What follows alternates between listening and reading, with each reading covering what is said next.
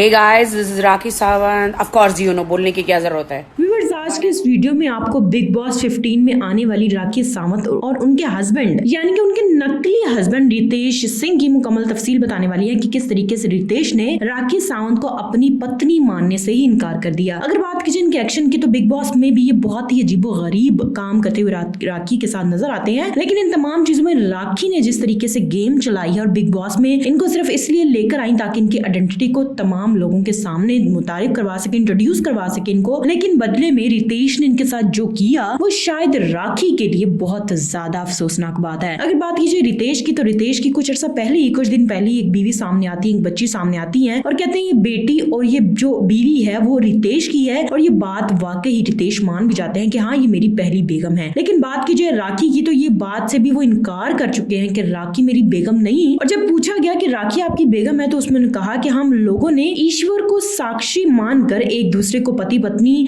स्वीकार किया है, कहीं हम लोगों ने अभी तक कोर्ट मैरिज नहीं की, जो कि बहुत ज्यादा अजीबोगरीब बात है, जो कि रितेश का बयान है। और उन्होंने कहा है कि अभी तक हमने कोर्ट मैरिज या फिर किसी तरीके से कोई मंडप में फेरे नहीं लिए, लेकिन हमने सिर्फ और सिर्फ ईश्वर को साक्षी मानकर उनको एक दूसरे को जो है पति पत्नी बना लिया है। और इन तमाम चीजों में जो राखी है उन जिस तरीके से वो बाकी जितने भी बिग बॉस में लोग थे उन पर भड़कती रही, बहुत सारे लोगों ने ये भी कहा कि भाड़े का मियाँ लेकर आई है।